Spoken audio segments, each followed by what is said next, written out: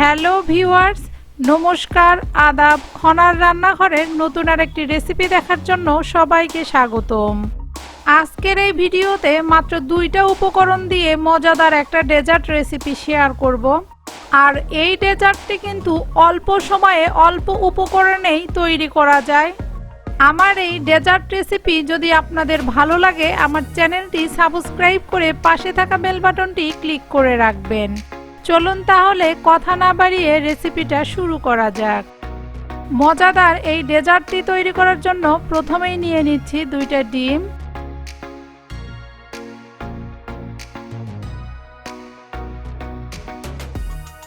ডিমগুলো ভেঙে নেওয়ার পরে এবার ডিমের কুসুমগুলো উঠিয়ে নিব। এই ডেজার্টটি তৈরি করার জন্য ডিমের কিন্তু কুসুমের প্রয়োজন নেই, তাই আমি কুসুমগুলো উঠিয়ে নিয়েছি। এবার একটা ইলেকট্রিক বিটারের সাহায্যে ডিমের সাদা অংশগুলো বিট করে নিব।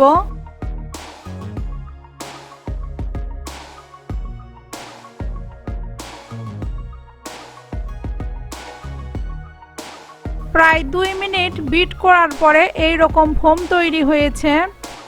এবার এতে দিয়ে দিব 2 চা চামচ চিনি।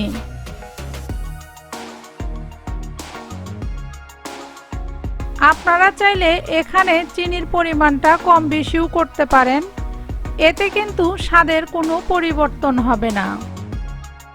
চিনি দিয়ে ভালোভাবে বিট করে নেওয়া হয়ে গেছে। এবার ক্যারামেল তৈরি করার পালা। ক্যারামেল তৈরি করার জন্য আমি 2 টেবিল চামচ চিনি দিয়েছি। ডেজার্টটা আমি যে পাত্রে তৈরি করব সেই পাত্রেই ক্যারামেল তৈরি করে নিচ্ছি। আপনারা চাইলে অন্য পাত্রেও তৈরি করে নিতে পারেন। চিনি গলে যখন গোল্ডেন ব্রাউনি কালার আসবে তখন এইভাবে ঘুরিয়ে ঘুরিয়ে পাত্রের চারপাশে সেট করে নিতে হবে। এবার এটাকে ঠান্ডা হওয়ার জন্য এক সাইডে রেখে দিব। ক্যারামেলের বাটিটা একদম ঠান্ডা হয়ে গেছে। এবারে তৈরি করে রাখা ফোমগুলো বাটিতে দিয়ে দিব।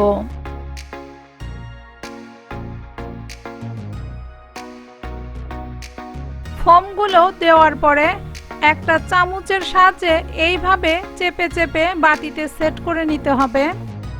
সেট করার সময় খেয়াল রাখতে হবে এটাতে যেন কোনো বাবলস না থাকে, তাহলে কিন্তু ডেজার্টটার এক পাশে ফাঁকা থাকতে পারে। পাত্রটিতে ফোমগুলো ভালোভাবে সেট করা হয়ে গেছে। পাত্রটিতে একটা ঢাকনা দিয়ে অথবা ফয়েল পেপার দিয়ে ঢেকে দিতে হবে, তা না হলে কিন্তু স্টিম করার সময় এর ভিতরে জল ঢুকে নষ্ট হয়ে যেতে পারে। চুলায় একটা প্যান বসিয়ে দিয়ে প্যানের মধ্যে একটা কাপড় দিয়েছি।